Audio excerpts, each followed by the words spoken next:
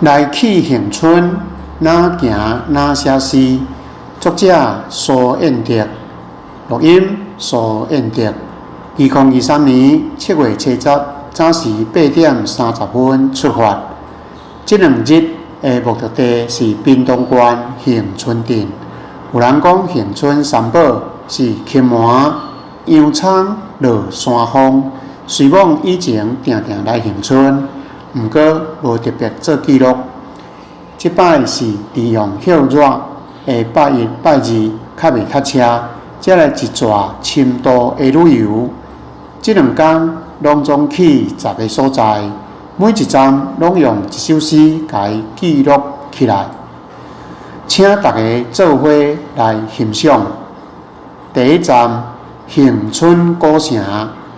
东门往东是远州，高挑悬悬哪大树；西门美食的城墙，哪像店子的姑娘。南门威严在镇守，恒春对外的目睭。北门平静真清幽，暗时观星守月娘。第2站嘉漏水。嘉乐水原名嘉漏水，奇形怪石一大堆，山海景致有够水，透早日头显光辉。第3站龙盘公园，公园草坪风在动，欢喜气氛无地藏。白色婚纱有新人，准备迎接入洞房。第4站风吹沙，太平洋边26线，山海公路7段外，日头热度压袂花，过山看海风吹沙。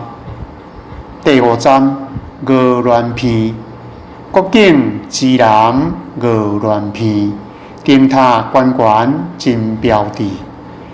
保护渔民去掠鱼，再造风华的印记。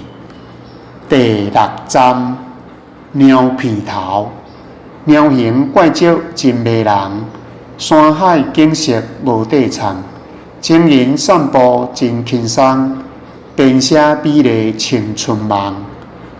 第7站关山日落，夕阳落海有气氛。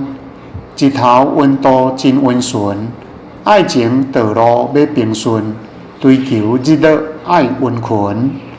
第8站后壁湖渔港，黄昏夕阳来相送，情人欢喜来出旁，坐船逍遥真轻松，游湖心情心放空。第9站台电南部电视馆。今生有缘坐伫遮，观看3D 的电影，馆内有我的脚跡，生命歌诗我来写。